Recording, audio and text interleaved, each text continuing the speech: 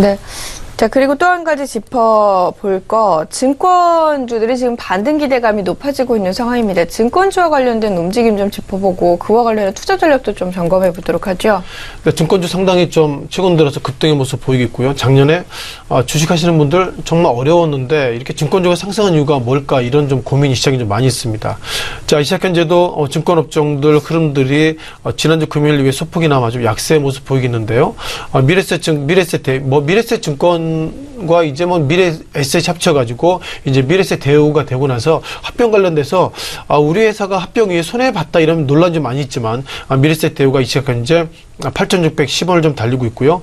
52주 신중고가가 9,400원인 거 보면 어느덧 고점 위에 소폭이나 밀리고 있지만 증권주가 상승하는 모습이 있었다 이렇게 보겠습니다. 자, 어떻게 보면 지난주 기준입니다. 5월 2017년 온기 1월부터 지난주 금요일까지 기준을 보면 코스피가 2.3% 상승했는데요. 증권업종이 약 10% 정도 상승을 해서 유가증권 시장보다 약 4배 이상 많은 급증의 모습 보이겠습니다. 증권업종 그리고 철강업종 그리고 전기전자가 이렇게 업종별 1위, 2위, 3위를 달리고 있어서 증권업종이 지난주 금요일까지 상승세가 있었다 이렇게 말씀을 드려보겠고요. 앞서 말씀드린 것처럼 지난주 금요일까지 합병 관련 이슈 속에서 미래세 대우 그리고 NH투자증권 그리고 뭐 작년에 대표이사 관련돼서 갈등이 있었던 하나증권이 상승률 1위, 2위, 3위에 달렸다는 것은 그만큼 이 종목들이 주가가 하락했던 것이 많았다 이렇게 보겠고요. 상승의 이유를 좀 살펴봤는데 딱히 설명드릴 것이 없습니다. 왜냐하면 미국의 기준금리를 인상한다면 그만큼 증권사의 채권평가 손실이 발생되기 때문에 이렇게 손실이 이렇게 발생될 것인데 증권사가 왜 이렇게 오를까 이렇게 좀 고민이 좀 많이 있는데요.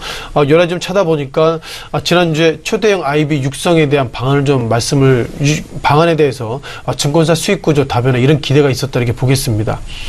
최근 몇 년 전에도 그 초대형 IB 이런 얘기 좀 많이 있었고요. 왜냐하면 증권사가 여러 가지 포트폴리오 다변하고 있지만 여전히 주식 소위 그 딜링을 통해서 그리고 개인 매매, 리테일 매매 이런 쪽 매매 거래 수수료를 가지고 수익 구조가 많이 있었기 때문에 이런 부분을 좀 다변한다는 거 그런 부분들이 증권회사 입장에서는 또 다른 레벨업을 할 수 있는 과정이기 때문에 그런 기대가 좀 선망이 됐다 이렇게 말씀드려보겠고요.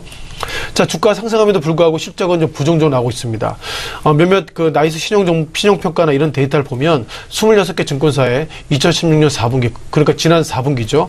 지난 4분기 실적들이 예상보다 부진하기 때문에 증권사 예상 실적은 부진하게 나오고 있는데 최근 들어서 주가가 이렇게 상승하는 것 정확하게 설명은 되지 않았지만 실적은 부진하지만 앞으로 좋아질 수 있다. 이런 어떤 희망감이 증권 업종, 증권 종목들에 좀 물려 있다. 이렇게 좀 말씀을 정리해야 될 것 같습니다. 네.